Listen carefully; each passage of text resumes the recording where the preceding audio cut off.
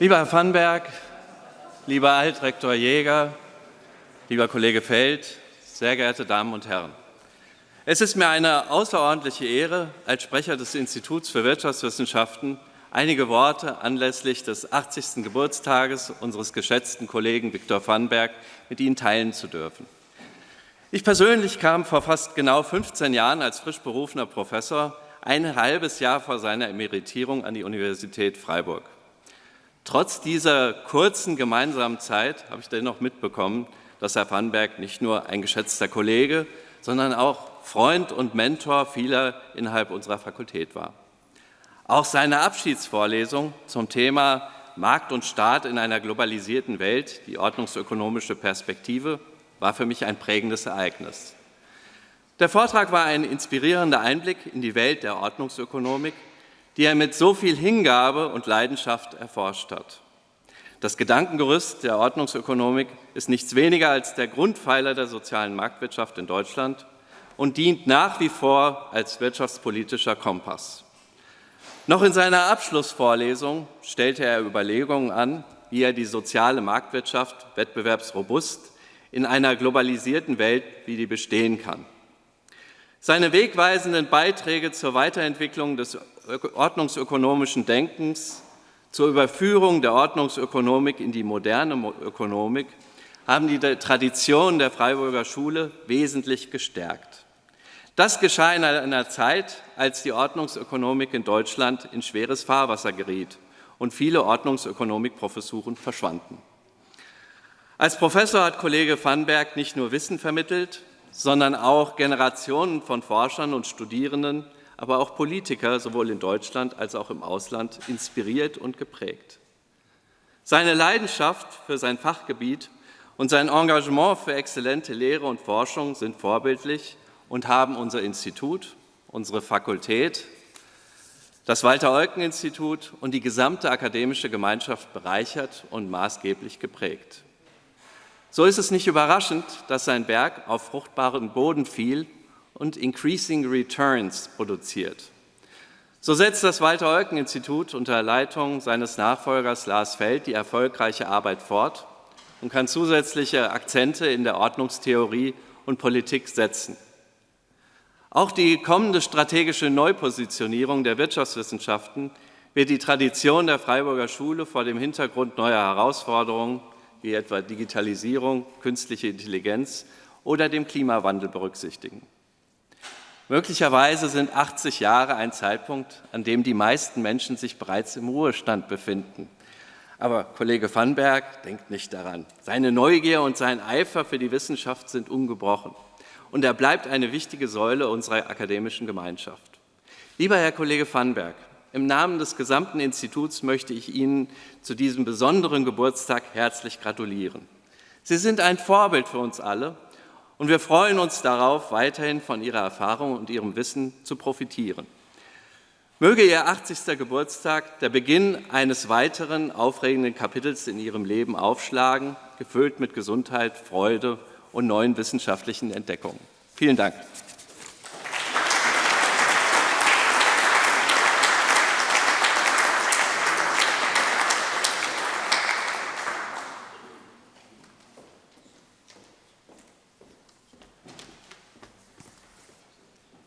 Ja, lieber Professor Vanberg, meine sehr verehrten Damen und Herren, ja, heute ist ein ganz besonderer Festtag, weil wir Ihr rundes Jubiläum nachfeiern dürfen, Professor Vanberg.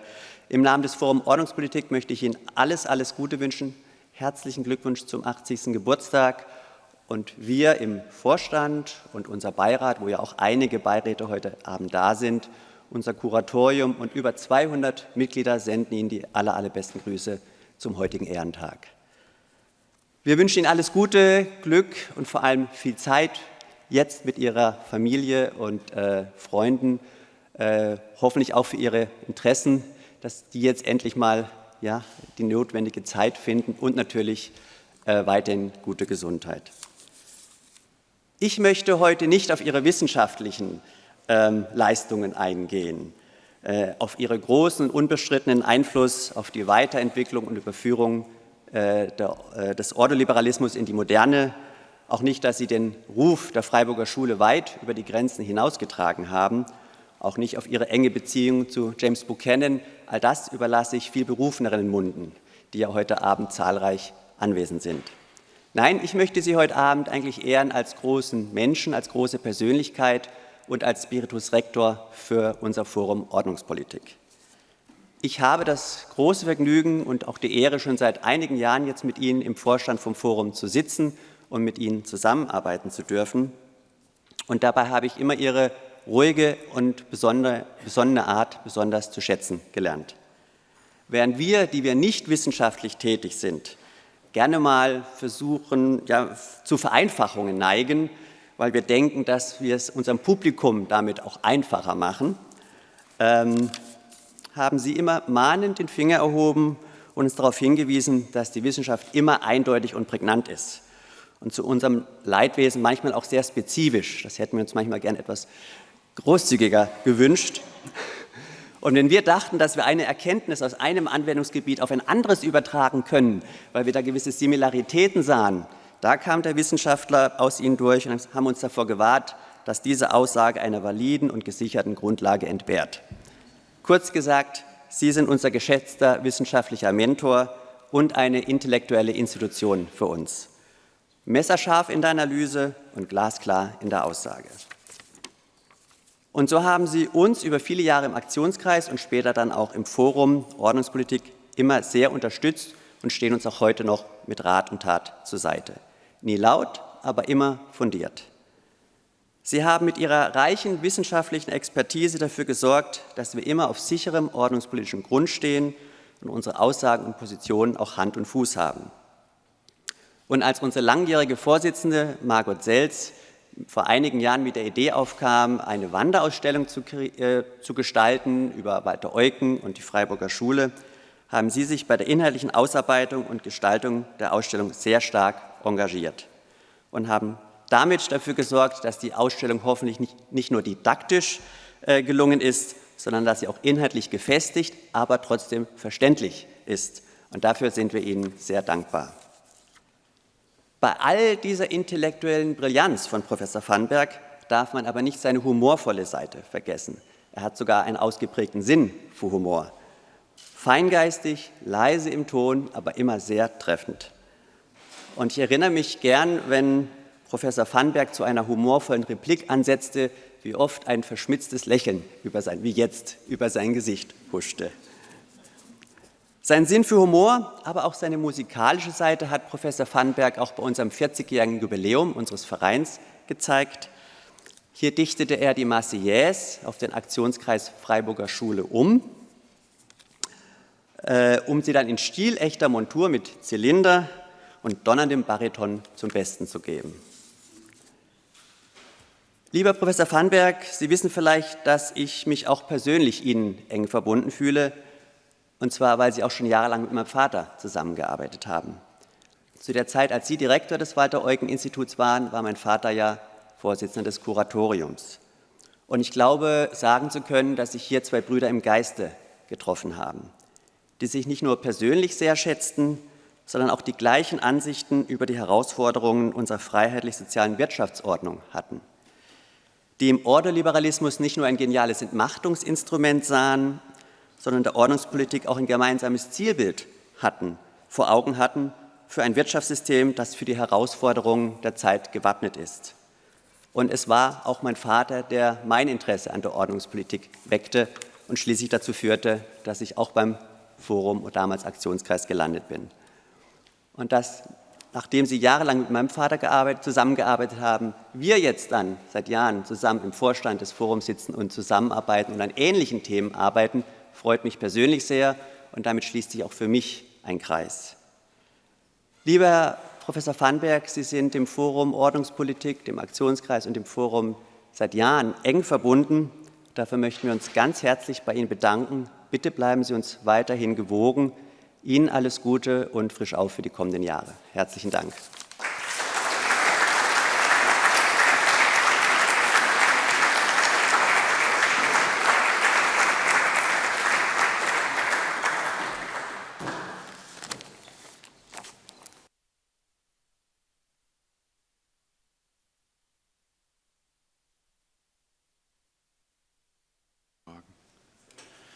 Ja, einen wunderschönen guten Abend von meiner Seite, lieber Altdirektor Jäger, liebe Frau Riecher, liebe Freundinnen und Freunde.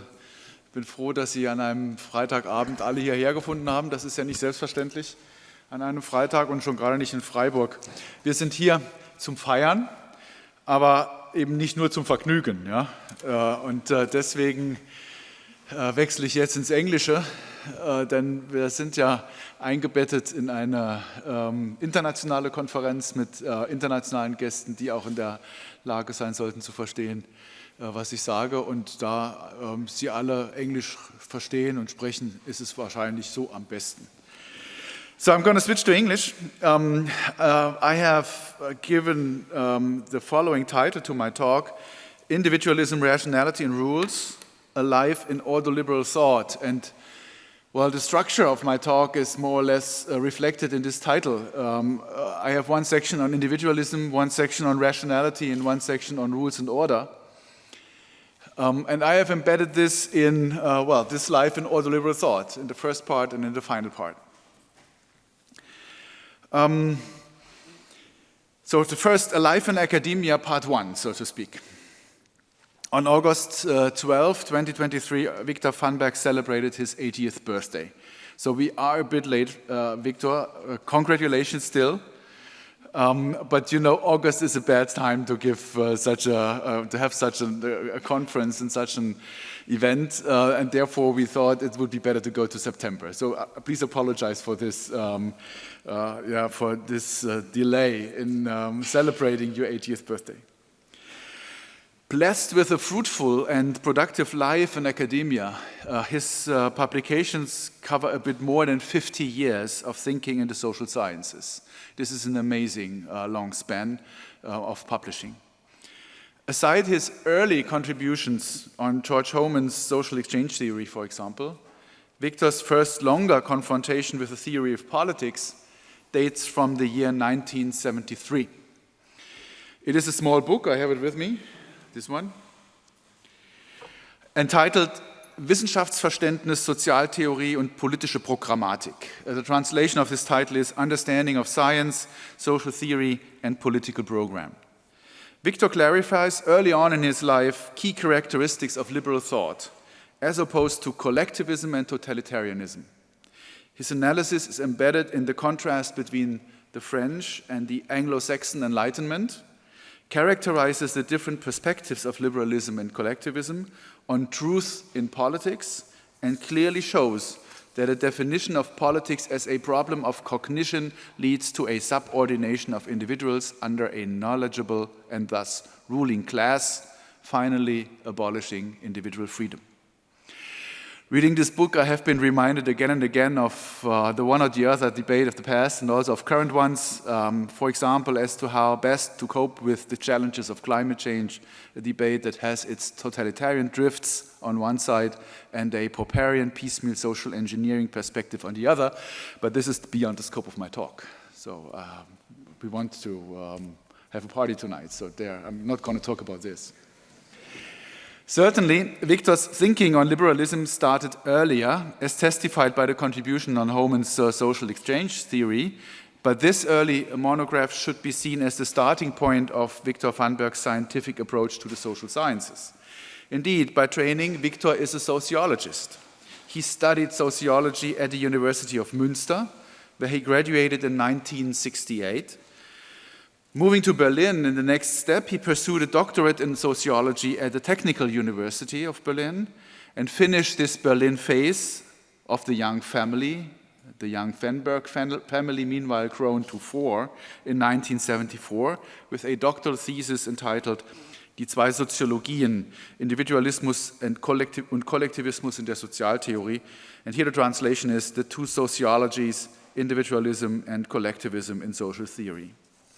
In this book, he expands on the before-mentioned earlier contribution from the tradition of individual social theory in the works of Scottish moral philosophers, characterizing individual social theory as a behavioral theory, as a theory of exchange, and as a theory of action, before turning to the collectivist tradition in sociology and analyzing functionalist system theory as well as Marxian sociology.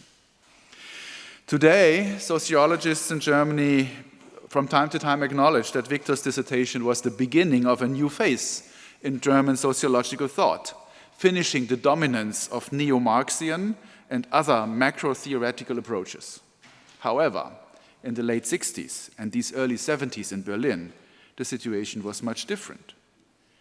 Politically, given the student unrests with Berlin as one of the hotspots, and academically, as Viktor's type of uncommon thinking in sociology did not really offer him bright prospects for an academic career in sociology, at least in Germany.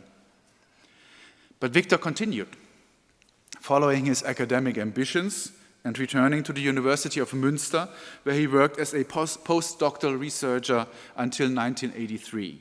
This was interrupted by 1 year as guest professor at the University of Mannheim, and actually in 1981 he finished his habilitation at the University of Mannheim and not in Münster.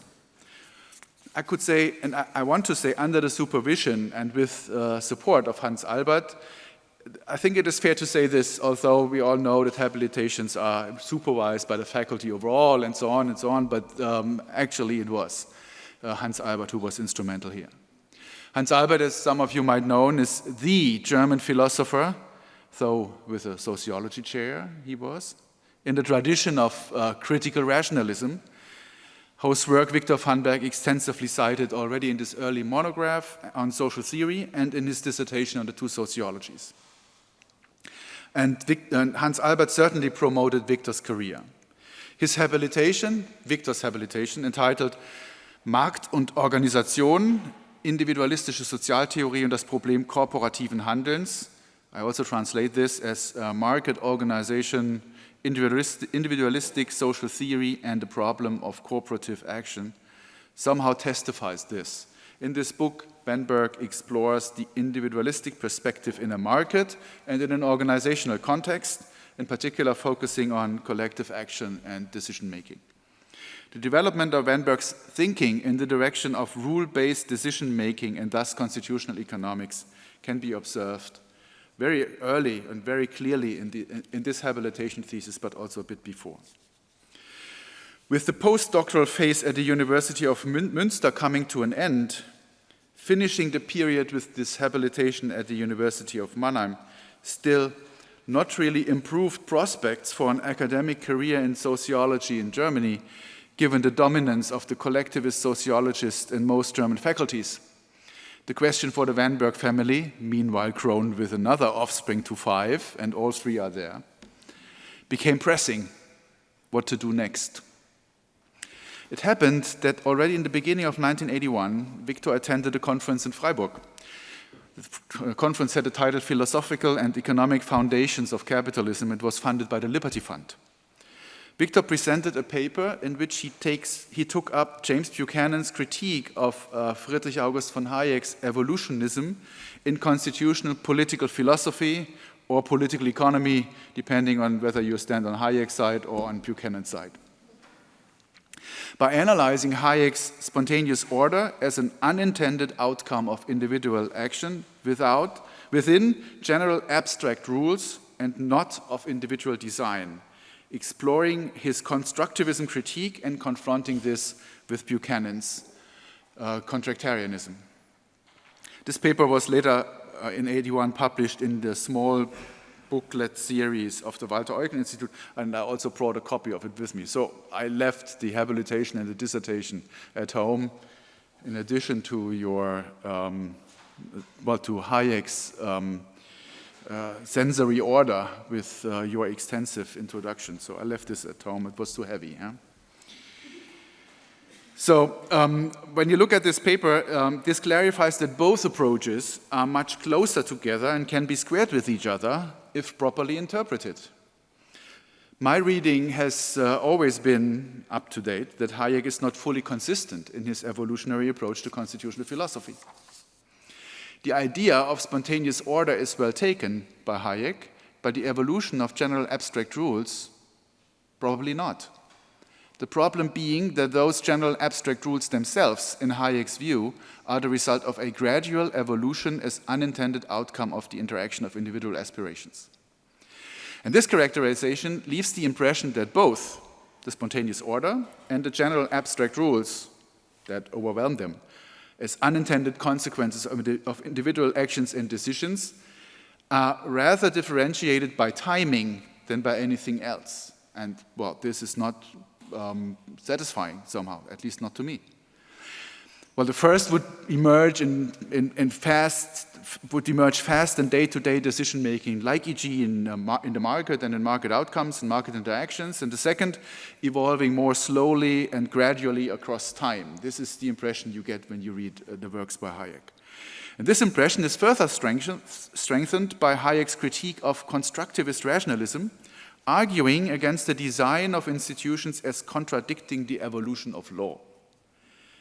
And in contradiction to his own critique, Hayek proposes, however, a constitutional model with another chamber of parliament that decides on general rules that restrict government action, hence showing his own constructivist vein.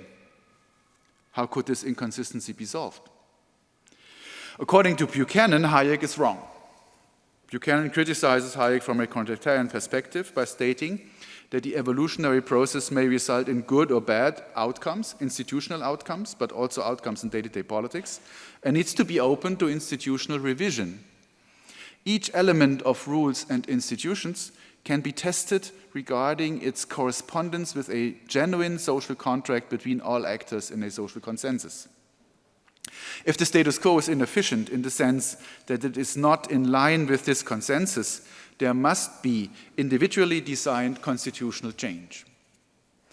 Given Buchanan's diagnosis for the US in the beginning of the 1980s, with a continuously growing state capture of society and economy, the observed Leviathan outcome rather is the result of a pragmatic drift rather than a far-sighted design of planning. Its revision may require a constitutional revolution, according to Buchanan, for which a general agreement of all members of society would be conceivable. Vanberg first shows that in his critique of constructivist rationalism, Hayek did not want to reject any type of conscious rule-making and change. Hayek clearly puts his emphasis on the spontaneous evolution of general abstract rules, but he acknowledges that the law is changed by deliberate design. His critique of constructivism rather aims at holistic system changes, while continuous improvements of the status quo would be feasible. Hayek would thus reject constitutional revolution in the Buchanan sense, probably, but not gradual improvement of constitutional design. Moreover, according to Vanberg, rules of conduct must be distinguished from constitutional rules. While the former emerge from an evolutionary process, the latter are consciously designed, allowing for an alternative interpretation of constitutional change and improvement. These arguments may solve the alleged contradiction in Hayek's own effort to improve constitutional design with a new chamber of parliament. By further exploring on the relation between rules of conduct and constitutional rules, for example, as to how constitutional changes draw on traditionally inherited rules of conduct, Hayek, however, demonstrates, in Vanberg's view, his difficulties of consistently integrating conscious constitutional design in his own evolutionary approach. So my gut feeling is not too bad, I think. Taking up Hayek's ideas on institutional reform, Vanberg shows how close Hayek and Buchanan are regarding their diagnosis of the situation in the US at that time and the necessity to correct particular deficits of the constitutional structure. While Buchanan, in his argument for a constitutional revolution, offers an explicit criterion according to which alternative constitutional proposals must be judged, Hayek fails to provide such a criterion explicitly. Buchanan's criterion is the general consent of the citizens comprising such a polity.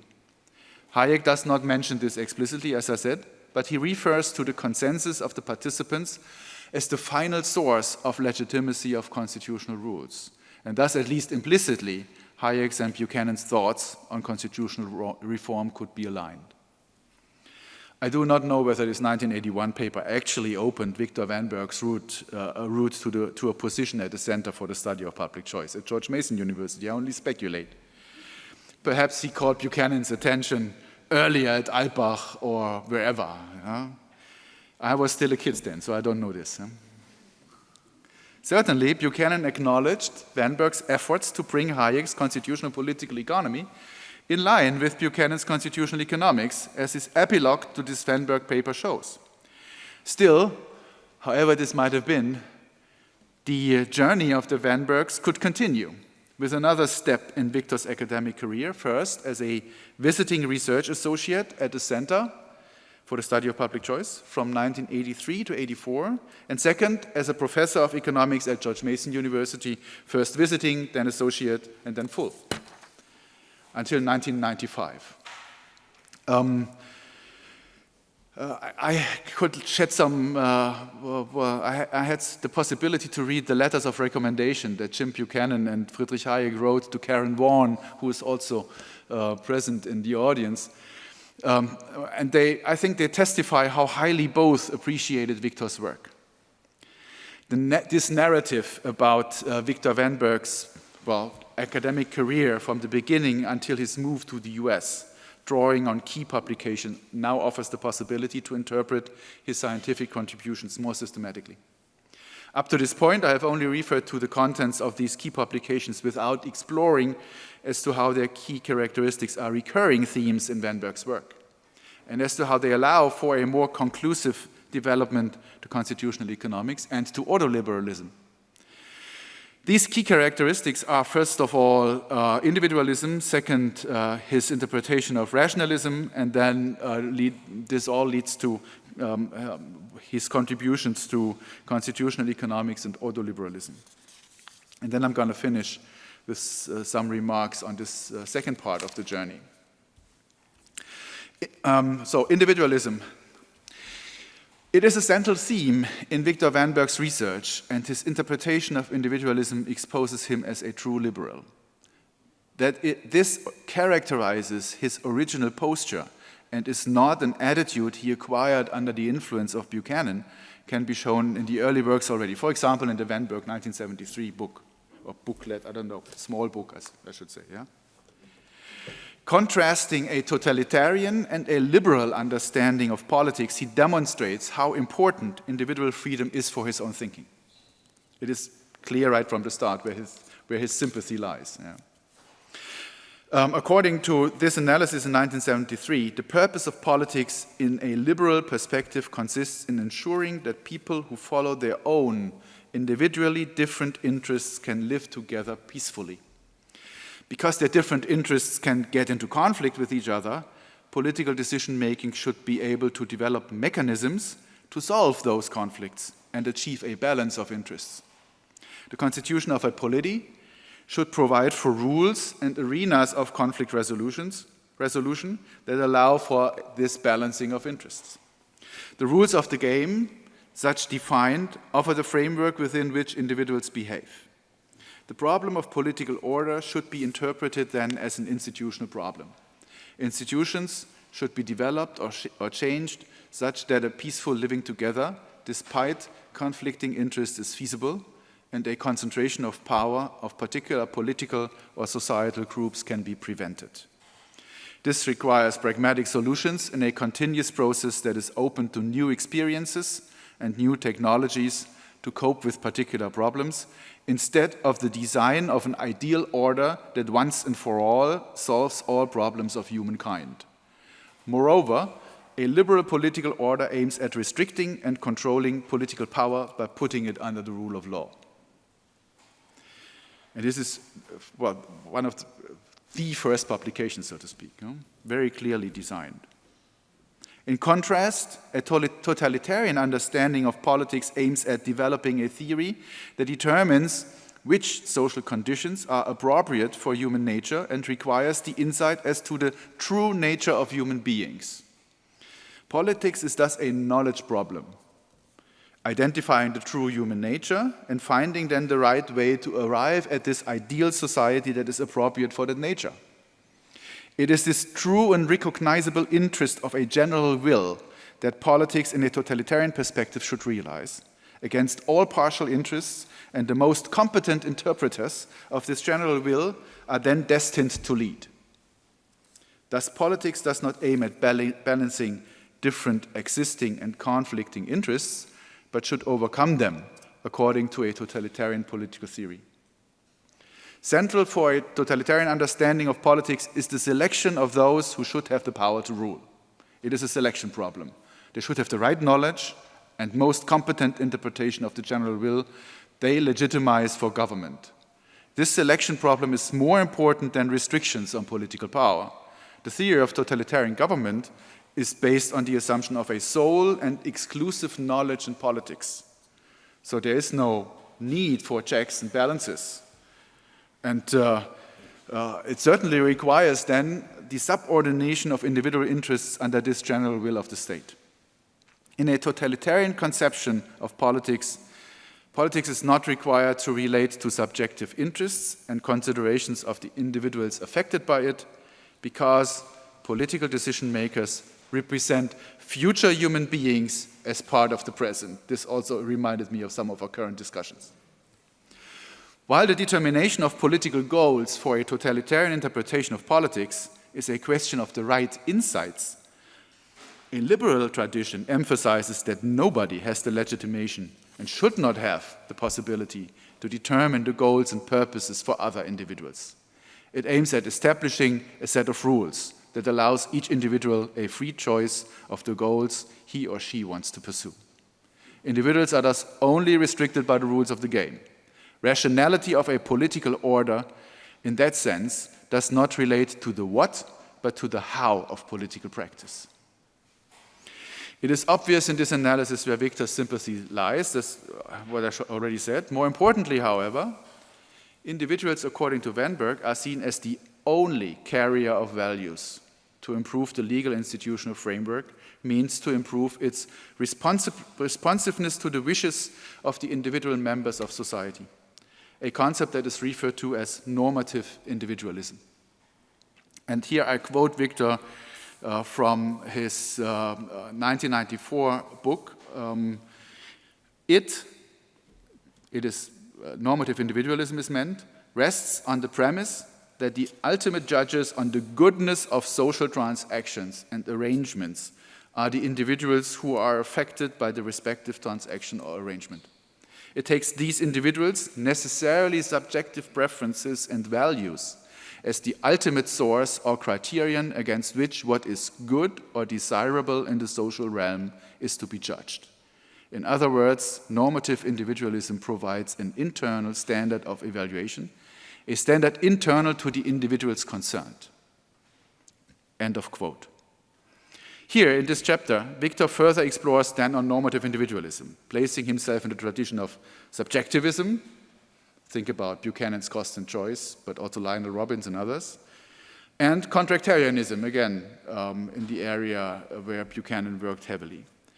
Most interestingly, this interpretation of normative individualism rejects the existence of a higher normative or moral order for society as a whole that stands outside the consensus among individuals.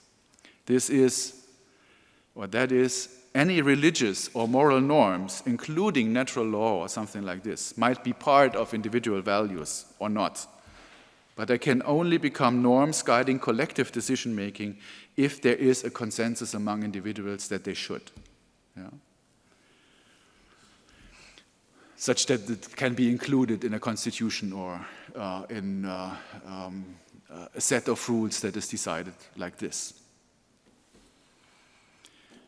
I have not written this in the hour that I had after our discussion today. So I wrote it before, and I simply refer to your work.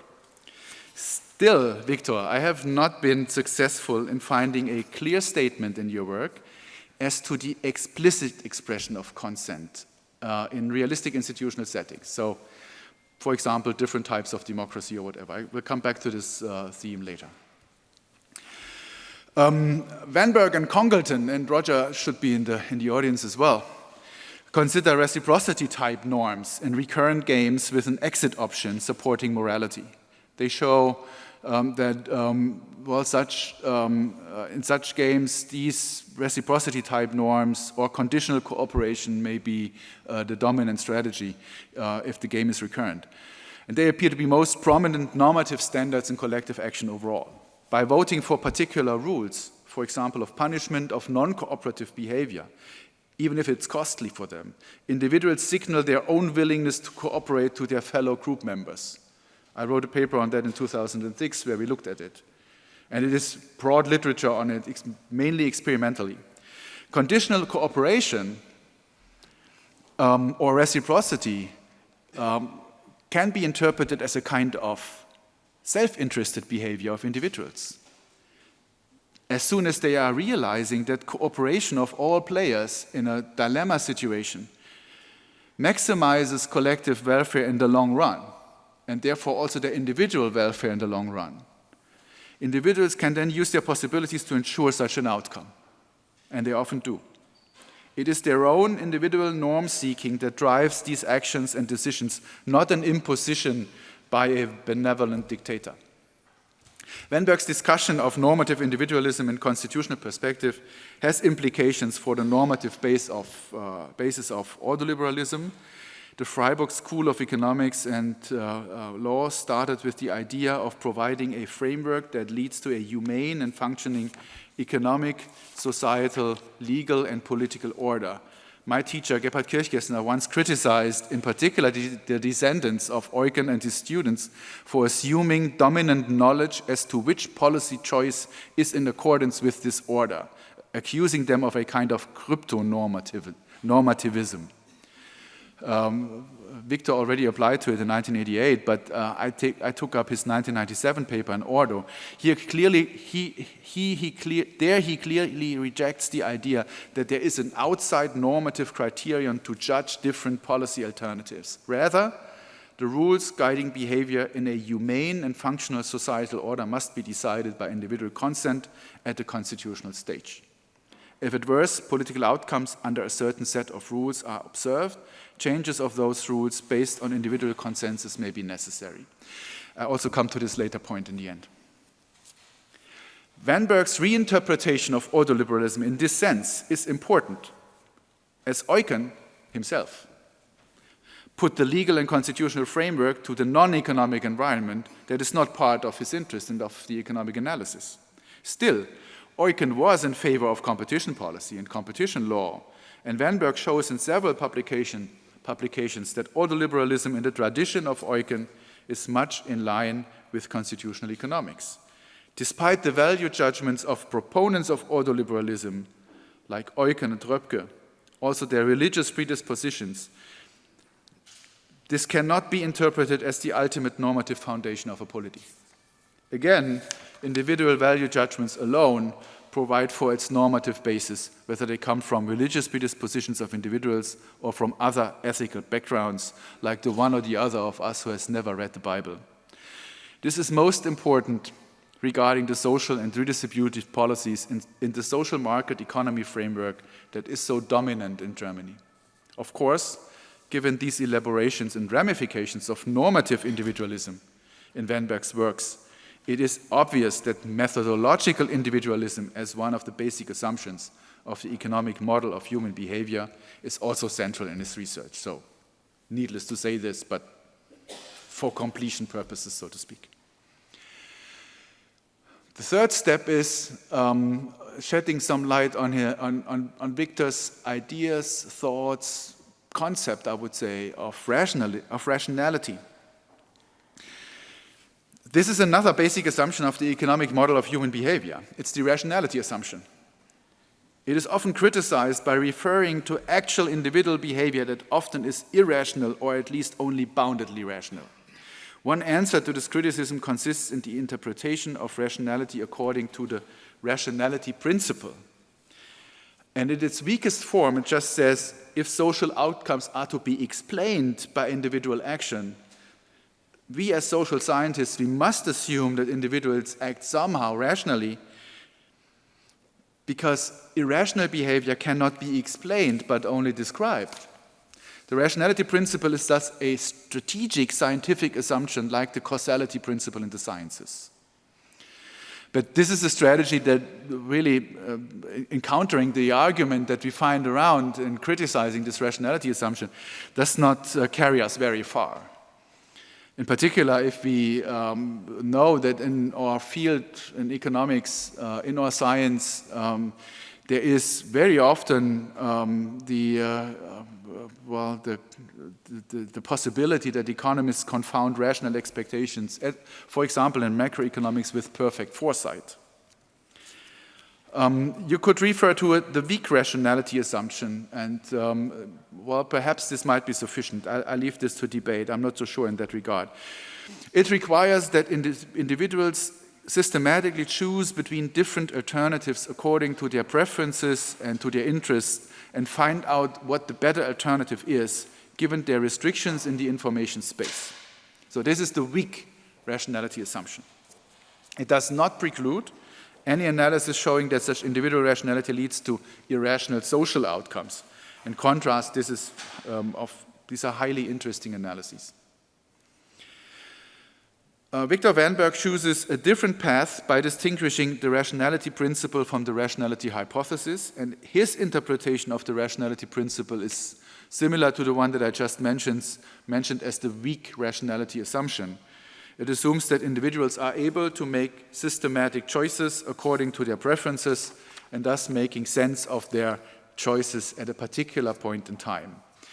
One interpretation of this rationality hypothesis of his rationality hypothesis is going beyond this by assuming that the entirety of individuals' preferences, goals, and theories are free of contradiction and consistent with their actions and decisions. So this requires more than systematically choosing at a certain point in time. And the second interpretation would be that individuals' subjective theories are adequate for reality. It is, individuals are not only subjectively rational, but also act objectively expediently. Consequently, and in order to contribute to the solution of explanatory problems in the social sciences, Vanberg suggests that economics should aim at explaining the human capability of solving problems as the result of evolutionary and learning processes, and thus as the result of an experience-loaded knowledge. An example is the concept of program-based behavior, meaning that goal-oriented individual behavior is driven by a program that contains hypothetical knowledge about the world, possible strategies to react to emerging problems, and probable consequences of different behavioral alternatives.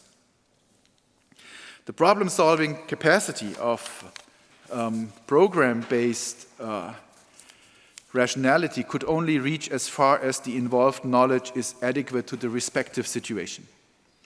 Interestingly, such an interpretation of the rationality assumption in economics is consistent with Hayek's knowledge problem. So the idea that there is a knowledge problem that is important for economics, and it is important for the organization of the economy as a market system.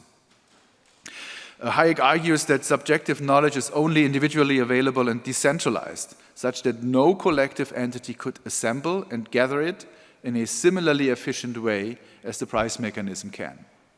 In his impressive introduction to Hayek's sensory order, I've never read such a long introduction, Viktor. Vanberg demonstrates the importance for and the consistency of the sensory order with Hayek's social theory. But he also shows that a program-based rationality, in his interpretation, is consistent with Hayek's theory of the human mind. Moreover, the knowledge problem is conducive to a thinking of economic policy that is guided by rules rather than discretion as economic policy. Rather, policy in general can never have sufficient knowledge to develop fine-tuned individual solutions to any social or economic problem that emerges, and therefore rule-based. Rule-based economic policy instead provides for a framework in which more general policy trajectories are dominant, such that an intertemporal consistency in economic policy can be achieved, and timing consistency problems can be overcome. This leads me to the fourth step of the analysis. entitled Rules and Ordoliberalism. Given this previous analysis, it should look natural to the reader that Viktor Vanberg, to the reader and to the listeners, that Viktor Vanberg arrived at constitutional economics and ordoliberalism. However, normative individualism and program-based rationality may also be compatible with more recent theories of mechanism design. As our colleague Hans-Peter Grüner just wrote, and he also added to his scientific paper an article in the Frankfurter Allgemeine, he shows that sophisticated theories of mechanism design may not infrequently end up in the need to establish a benevolent dictator restricting some of the individual choices, at least at the rule level. And what he's arguing, and what is clear to political economists for a long time, you need public choice analysis, the assumption of political decision makers acting self-interestedly and boundedly rational, and this is the necessary step to require economic policy to be rule-guided instead of discretionary, Ordnungspolitik instead of welfare economics. Viktor Vanberg has continuously contributed to the theoretical foundation of rule-guided economic policy. And so there's a large number of papers. As shown above, early ideas show up in his 1973 book, in his dissertation 2 years later, in his habilitation in particular in 1982, and later in Vanberg 1994, but also in this whole number, numerous other articles that he wrote. Much of this research comes along with interpretations of Hayekian institutional thought or Buchanan's constitutional economics, but much, much more beyond this. In addition, Viktor contributed to public choice, so for example, with Buchanan or without him in single authorship. In a number of articles, Viktor Vanberg also links the research program of the Freiburg School to constitutional economics. As shown above, at the heart of constitutional economics lies the idea that the outcome of human interactions depends on the institutional framework in which these interactions take place, and that this framework itself is the subject of deliberate choice. Constitutional economics then investigates the working properties of rules and institutions within which individuals interact, rather than interaction within rules. Based on methodological and normative individualism, Vanberg develops his concept of citizen sovereignty. In the case of markets, the term consumer sovereignty is used to denote the ideal that the interests of consumers, rather than producers, should be the driving force of the economic process. Vanberg argues that such a procedural, it is process-oriented criterion can be identified for the political process as well. I quote again, "Citizen sovereignty means that the individuals who constitute the citizenry of a democratic polity are the ultimate sovereigns in whose common interests the polity should be operated. In other words, citizen sovereignty requires that the producers of politics, politicians and government bureaucrats, are made most responsive to citizens' common interests." Similar to constitutional economics, the members of the Freiburg School maintained that the best way of improving the outcome of markets is to improve their legal institutional framework. And in assessing the desirability of economic constitutions, they employed a procedural criterion almost identical to consumer sovereignty, referred to as Leistungswettbewerb, performance competition. Vanberg argues that since the concept of citizen sovereignty must be understood as the logical equivalent of consumer sovereignty in the field of politics, representatives of the Freiburg School, such as Eucken and Böhm, could in principle have agreed to citizen sovereignty as the normative criterion against which different political arrangements are evaluated. The similarity between the Freiburg School and Buchanan's constitutional economics suggests a convergence of these research programs. I quote Vanberg 1988, "There are certainly sufficient affinities to allow for a fruitful dialogue between the tradition of Ordnungstheorie and the yet, well, at that point in time, emerging paradigm of constitutional economics." We are some years later now. So I end up with my final paragraph, A Life in Academia, Part 2. In light of the previous analysis, and intellectually, the journey of Viktor Vanberg seems to be deterministically guided towards a professorship at the University of Freiburg. As a born-in-the-wool liberal, if I may say that. with the importance of the Freiburg conference of the Liberty Fund for his further career, I suspect, and the clearly developed research on constitutional economics, he was the natural candidate for a position as full professor at the University of Freiburg, and indeed one of the successors on the famous Hayek chair. In 1995, I don't know exactly when you moved, but well, when you write down in your CV that you stayed until 1995 on your professorship at the George Mason University, I just thought it would be fine to say you moved in 1995. But today I had the one or the other remark from one of your students that you might have been here earlier. But, well, this is something we can clarify for the revision of this paper. So in 1995, the Vanberg family, almost all of them, does move to Freiburg. Almost all. I think one of them stayed in the US, George. In 2001, Viktor, they moved to Freiburg in 1995. In 2001, Viktor also became director of the Walter Eucken Institute, and he remained in those positions until 2009 and 2010, respectively. Since 2010, Viktor Vanberg has still served as a member of the board of the Walter Eucken Institute and continued to do research and publish. During his time in Freiburg, Viktor has continued to work in the field of constitutional economics and further developed his concept of citizen sovereignty and others. Also, given his interests in individualism and rationality, he contributed several methodological analyses. More importantly, for ordoliberalism, Vanberg systematically tested the ideas of several prominent authors of ordoliberalism for their relevance in modern times. Böhm with his Privatrechtsgesellschaft, Müller-Armack with his social policy ideas, Wilhelm Röpke and his conservative trust, and of course Eucken most recently in a wonderful introduction to one of the soon-to-be published books of the collected works of Walter Eucken, and of course repeatedly on Hayek and Buchanan. Regarding this intensified interest in the history of economic thought, he paved the way for younger researchers at the Walter Eucken Institute to become known in that field of economics, in the history of economic thought. So, for example, Nils Goldschmidt, Eckhard Köhler, or Daniel Nientiet.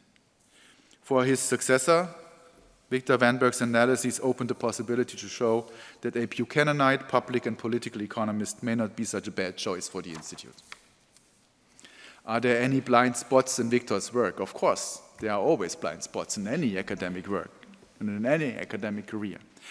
I have noted one above, and I already told you this. Viktor has, to the best of my knowledge, and please correct me, abstained from more clearly outlining as to how consensual agreement of citizens in constitutional design happens under different actually existing constitutional arrangements. Federalism and exit possibilities are an exception. And this leaves much room for research in positive constitutional economics. Moreover, an open question related to normative constitutional economics consists in the extent that different constitutional norms affect particular policy outcomes, and whether this can be evaluated as advantageous or not. Please remember what I said regarding Buchanan, being unhappy with the situation in the US. So looking at the outcome of this political process and then saying we must have a constitutional revolution. So, but what is the criterion to judge whether the outcome that we currently observe is good or bad? So this is also one of the open questions. Give you an example in the end. So given all these more abstract ideas that I now outlined in my talk, a more down-to-earth example. How does the German debt brake affect fiscal policy outcomes? Does it mainly restrict public investment spending? Should we think that this is good or bad, what it does, or what can we say about this? So how can we solve this normative problem then? What is the feedback rule from policy outcomes to constitutional rules? This is also something that I still find somehow open in the discussion. So I have some answers to these questions, but this is beyond the scope of this talk. So thank you for your patience. I should also say, but this is actually going beyond an appreciation and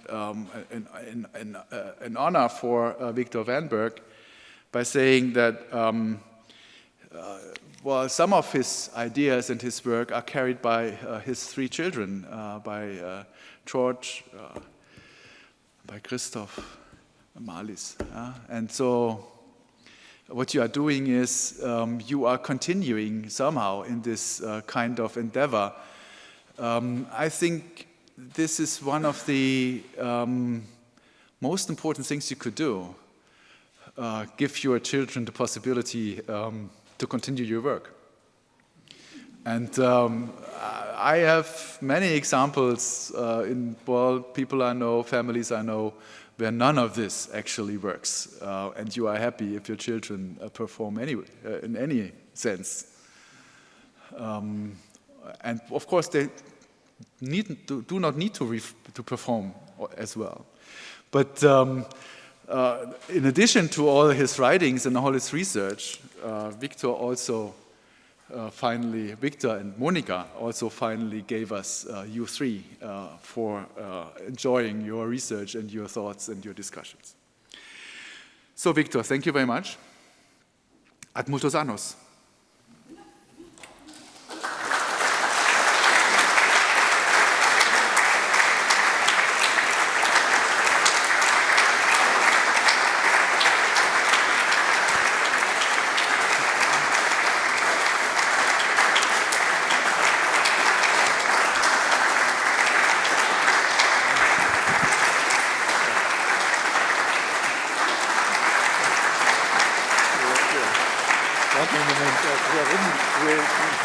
Nein, das habe ich überhaupt nicht. As I said, I think Viktor is a born-in-the-wool liberal. I'm not sure whether this is right, but I simply contend this. What I have here is a bottle of wine. It is from the Bovary winery, which is the Beauvoir winery, which is located at Cuilly, at the border of the Lake of Geneva. And I thought it would be a good idea to bring it with me, because as the one or the other of you might know, I am usually attending year by year the Montreux Jazz Festival. And we are together with some friends during this weekend in a chalet at the Mont Pelerin. And the Desalé winery is just the winery you could look at when you look down the Mont Pelerin and see it. So this is freedom in it, so to speak. Liquid freedom. Liquid freedom, yes. Thank you very much.